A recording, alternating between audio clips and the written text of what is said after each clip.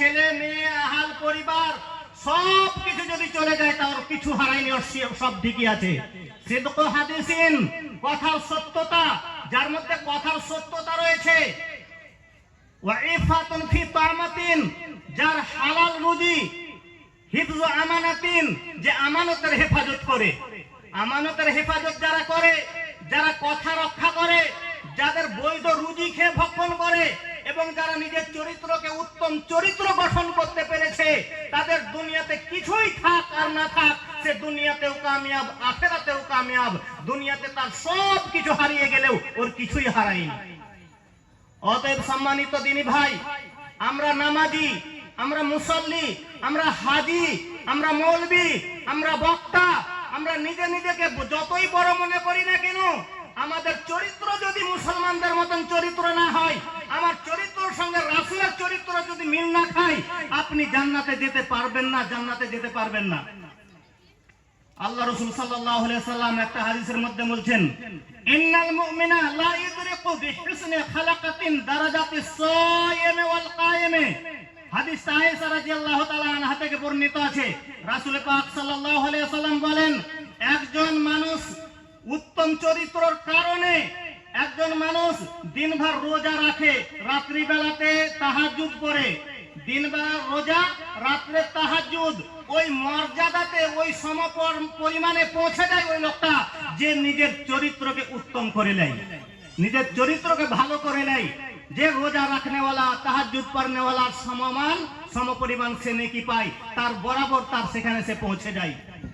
কিয়ামতের মাঠে, কিয়ামতের মাঠে সবচাইতে ওজনী যেটা হবে, মা মিন শাইইন আসআলা ফিল মিজানে মিন হুসনিল খুলুকি। কিয়ামতের মাঠে ওজনে যখন নেকি পাল্লা, নেকি বদি ওজন করা হবে, কিয়ামতের মাঠে নিজের উত্তম চরিত্রটা যার পাল্লাতে চড়া হবে সেটাই সবচেয়ে বেশি ঝুঁকে যাবে। এটা আবু দাউদের হাদিস, আবু দারদা থেকে বর্ণিত আছে হাদিসটা। রাসূল পাক সাল্লাল্লাহু আলাইহি ওয়াসাল্লাম বলেছেন। সম্মানিত দিনী ভাই, এই জন্য আমাদের চরিত্রগুলো কেমন হবে? আমাদের চরিত্র এই রকমই হবে যে কারো সঙ্গে যদি ঝগড়া লেগে যায়, সেই ঝগড়াকে আপনাকে নিজে সবর করতে হবে, সহ্য করতে হবে, রাগের বশবর্তী হয়ে এরকমের কোনো ক্ষতি যেন না হয়ে যায়। আল্লাহ রাসূল বলেন, লাইসা শাদীদু বিশুরা ইন্নামাস শাদীদুল্লাযী ইয়ামলিকু, যে ইনদাল গাযাবে, যে রাগের মাথাতে, যে রাগের মাথাতে হাত পা কাউর ভেঙে দেয়, হাতাহাতি করতে লাগে, সে বড় পালোয়ান নয়, বরং সেই বড় পালোয়ান যে রাগকে কন্ট্রোল করে নিতে পারে। কন্ট্রোল করে নিয়ে রাগকে যে থামিয়ে নিতে পারে, রাগকে দমন করে নিতে পারে, নিজের রাগকে, গুসাকে নিজেকে থামিয়ে কন্ট্রোল করার মতো যার মধ্যে শক্তি রয়েছে, সেই হলো সবচেয়ে বড় যোদ্ধা। সে বড় যোদ্ধা নয় যে কাউকে আছাড় দিয়ে ফেলে দিলেই সে যোদ্ধা হয়ে গেল। সম্মানিত দিনী ভাই, আমাদের মধ্যে পাড়া প্রতিবেশীতে একসঙ্গে বাস করতে গিয়ে প্রতিবেশীর সঙ্গে, ভাইয়ের সঙ্গে, বাড়ির পাশের লোকের সঙ্গে সামান্য একটু আধটু কথা হতেই পারে।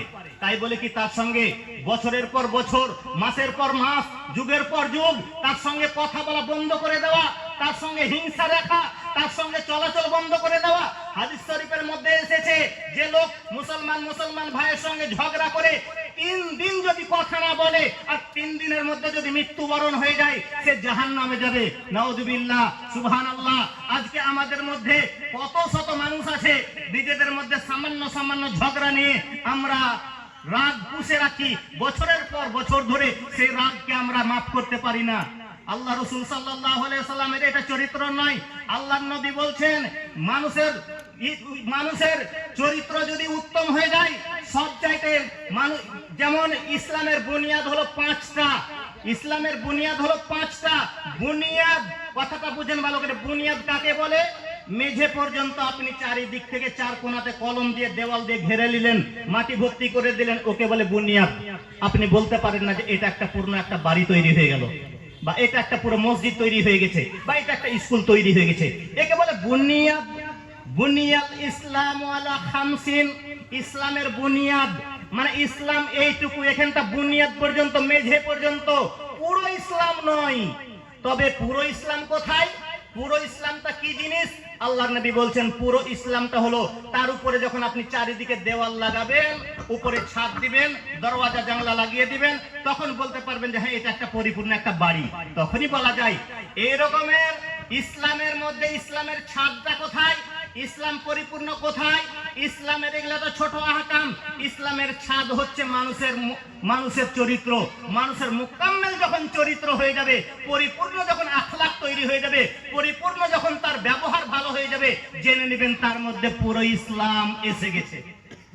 বুঝতে পারলেন? কথা বুঝাতে পারলাম যে পরিপূর্ণ আপনার ইসলাম, পরিপূর্ণ মোকাম্মেল ইসলাম আপনার মধ্যে তখনই আসবে যখন আপনি আপনার চরিত্রকে পরিপূর্ণ করতে পারবেন। তার আগে পর্যন্ত আপনার ইসলাম পুরোপুরি আপনার মধ্যে আসবে না।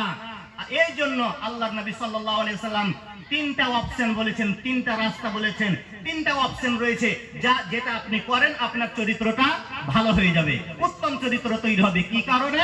আল্লাহ নবী বলছেন ওয়াফু আন যালামাকা ওয়া আহসিন ইলা মান আসা ইলাইকা। তোমার উপরে যে তোমাকে অন্যায় করে, যে তোমার উপরে জুলুম করে, ওয়াফু আন যালামাকা, তুমি তাকে মাফ করে দাও, মাফ করা শিখো। তুমি নিজে মাফ করা শিখো, বেটাদেরকে ছেলেদেরকে এটাই শিক্ষা দাও। বেটা কোনো বাত নাই, দুনিয়াতে সহেলে সবুর করেলে, সহ্য করেলে, ধৈর্য ধরেলে, ছেড়ে দে, ঝগড়া করিস না, সহেলে সবুর করেলে ওয়াফু